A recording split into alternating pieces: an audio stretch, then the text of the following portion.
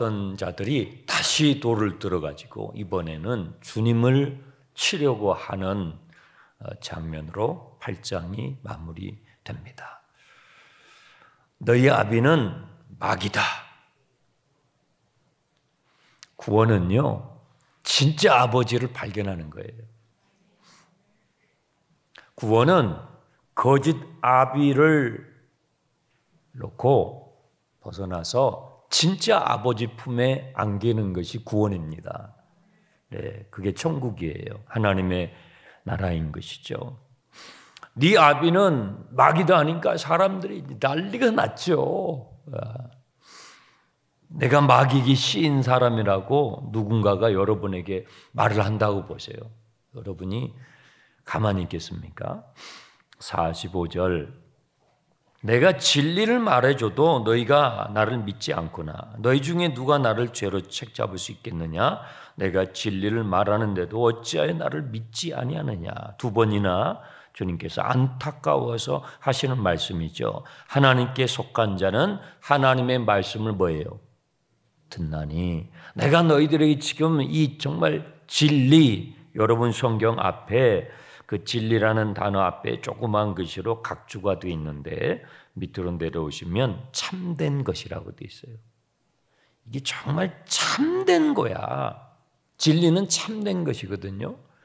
참된 소식을 너희들에게 지금 알게 해주고 있는데 너희 믿지를 않는구나. 그것은 하나님께 소속된 사람은 하나님의 말씀을 듣는데 너희가 그 하나님의 말씀을 들려줘도 듣지 않는 것은 너희가 하나님 아버지께 뭐 있어요?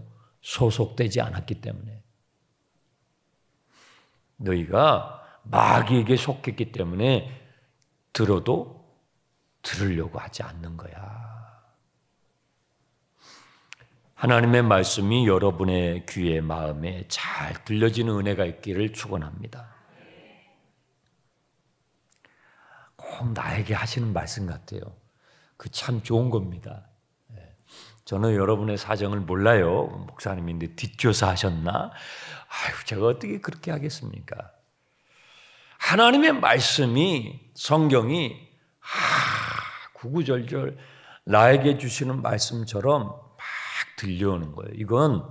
이건요, 이성으로 그렇게 되는 게 아니에요. 성령께서 그렇게 해 주시는 것입니다. 하나님께 속한 사람은 하나님의 말씀이 들리기 시작해요. 네.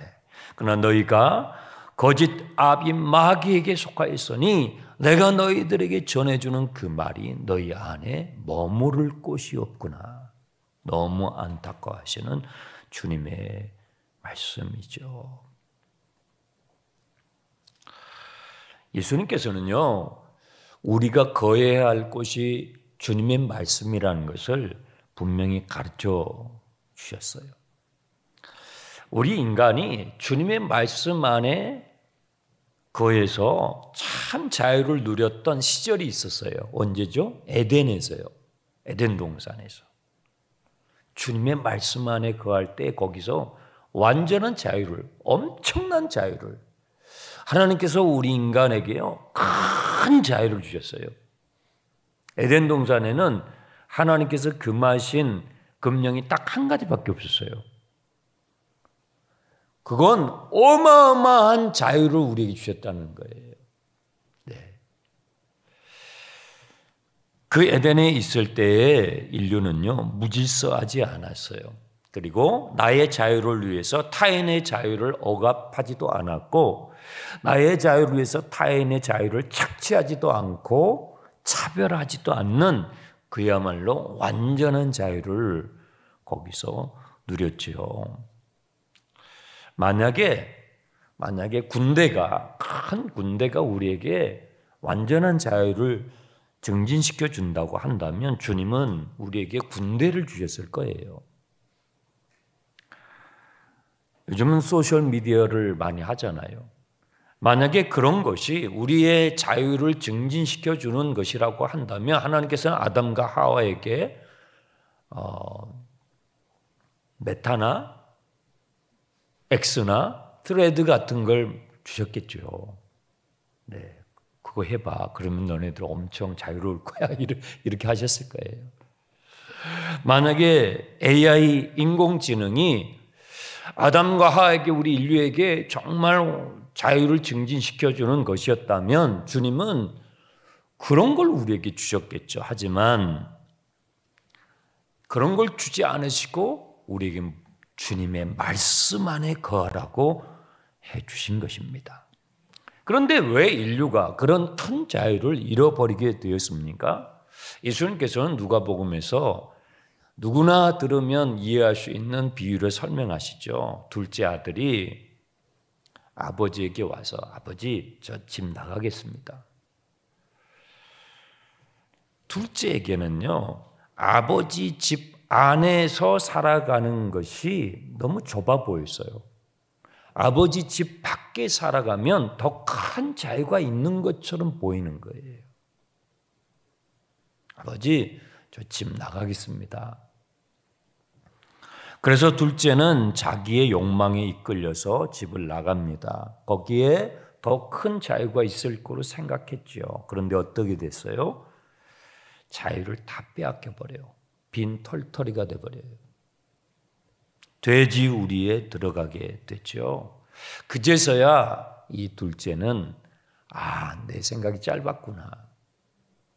아버지 집에 있을 때 그것이 나에게 진짜 큰 자유였구나 하고 돌아오는데 집 안으로 들어갈 용기가 안 나죠. 어떻게 해요? 아버지는 그 집 밖으로 나가서 돌아오는 둘째를 맞이해 줘요. 그것이 하나님의 사랑이에요. 그런데 또 다른 탕자가 있어요. 집 안에 첫째가 있잖아요. 이 첫째는 아버지를 겉으로는 떠나지 않지만 그 마음은 굉장히 공허하기 짝이 없는 그런 일상을 살아가지요.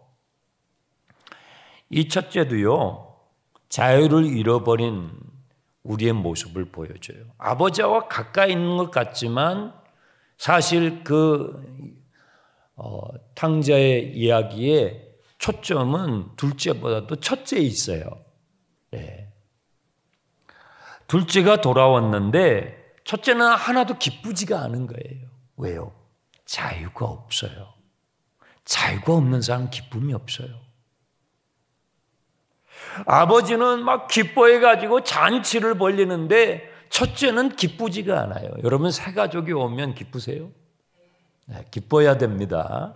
네, 안 기쁘면 여러분이 첫째인 거예요.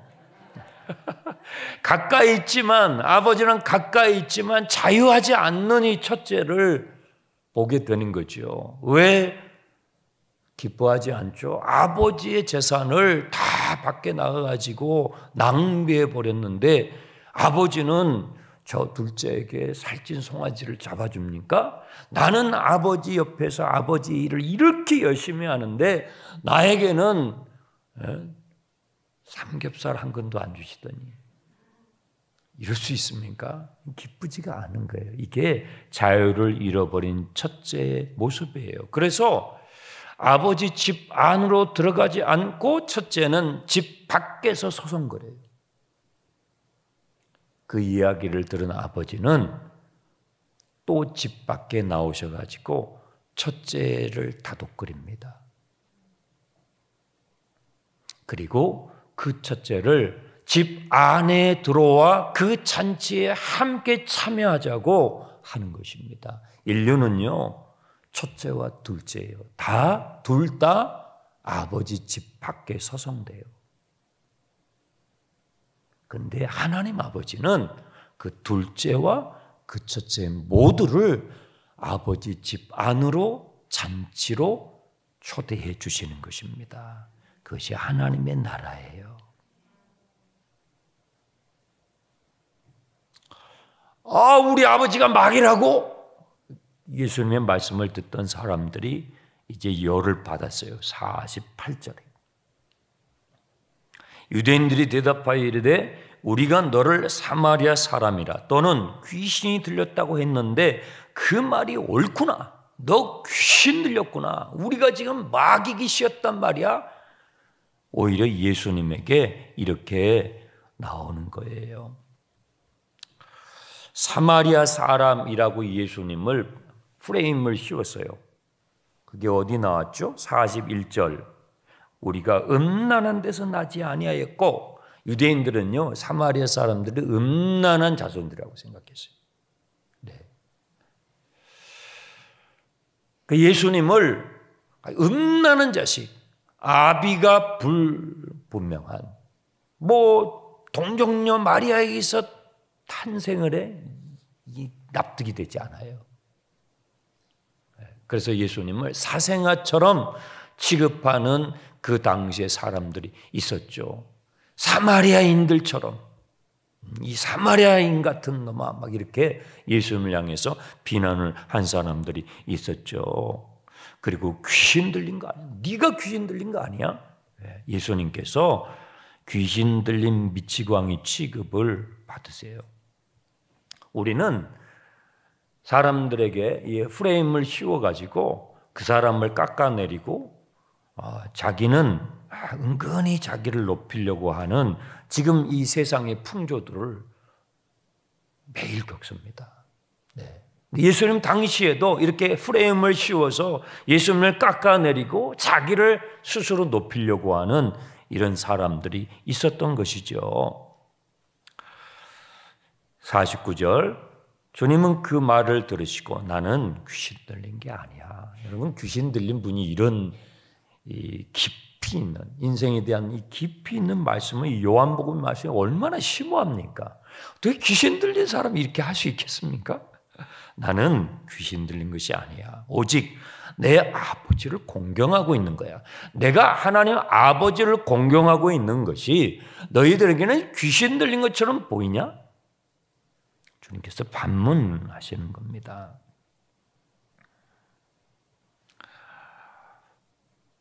너희는 프레임을 씌워가지고 나의 영광을 깎고 너희 스스로를 높이려고 하는데 나는 너희들처럼 그렇게 나의 영광을 구하지 않아. 내 영광은 내가 구하지 않아. 내 영광을 구해 주시고 나를 판단해 주신 분이 따로 계셔.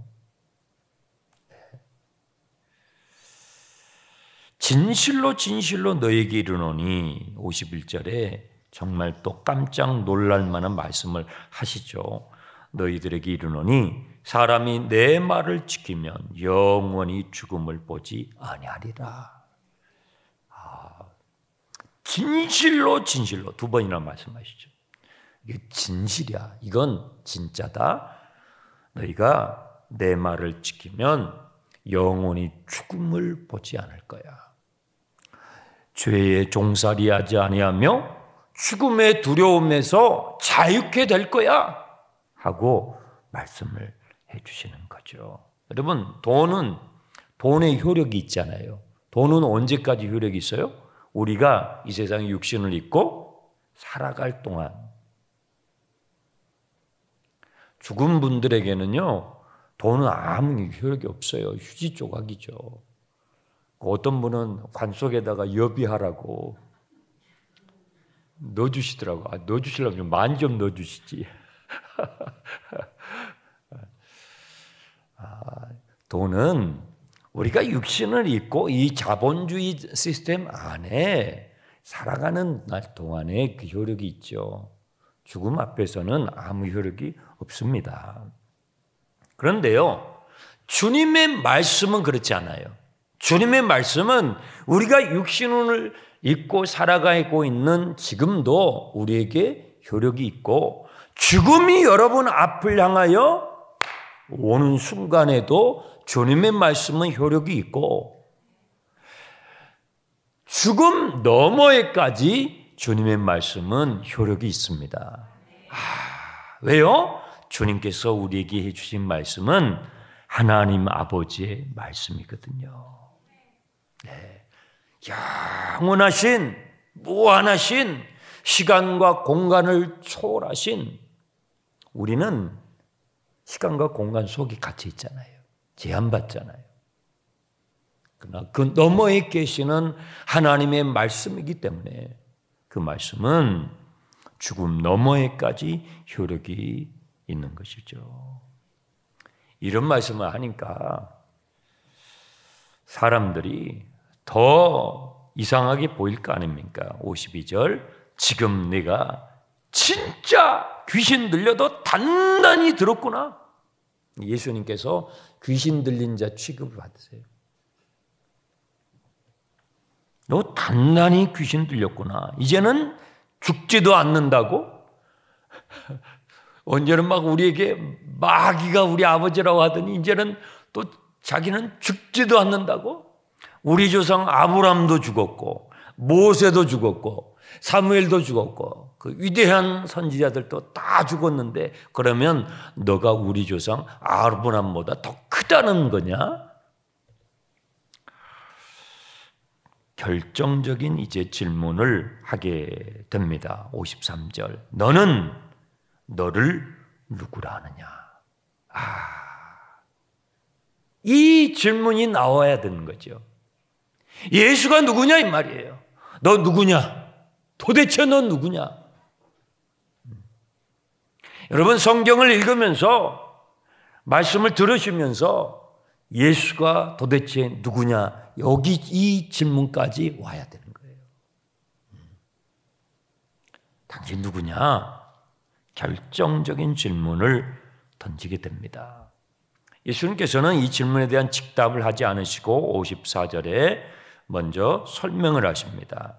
내가 내게 영광을 돌리면 내 영광이 아무것도 아니거니와. 사람들은 자기 영광을 자기에게 들려서 자기 스스로를 높이죠. 나는 그렇지 않아.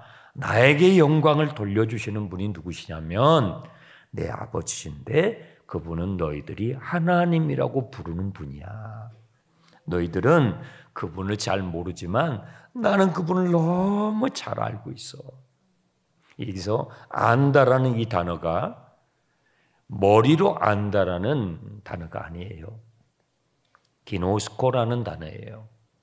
이 안다라는 단어는 부부가 사랑하는 남녀가 함께 가정을 이루면서 평생을 함께하면서 알아가는 그 알미예요. 전 인격으로 아는. 너희는 하나님을 잘 몰라. 나는 하나님을 내 전 존재로 알아. 그분이 어떤 분인지 내 전 존재로 그분을 알아. 내가 그분을 모른다고 하면 너희들과 같이 거짓말쟁이가 되지만 나는 그분을 내 존재로 알아. 그래서 나는 그분의 말씀을 어떻게 해요? 지켜. 여러분, 주님을 알아가는 사람은요, 주님의 말씀을 순종합니다. 주님을 인격적으로 자기의 전 존재로 알아가는 사람은요, 점점점 처음부터 완전히 순종하는 사람은 없어요. 믿음에서 아브라함을 통해서 우리는 보잖아요. 이삭과 야곱을 통해서 성경의 많은 믿음의 선진들 통해서 우리가 보잖아요. 처음부터 막 100% 완전하게 주님께 순종하는 사람이 어디 있어요, 인간이.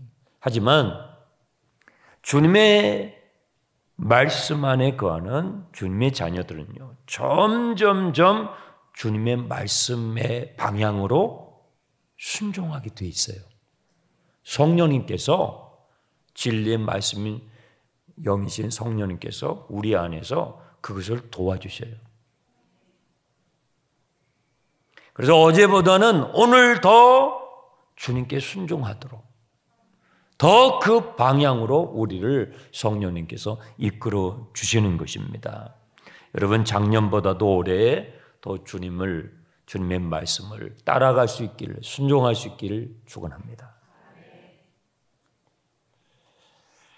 그 사람이 바로 주님 안에 거하는 주님의 자녀입니다.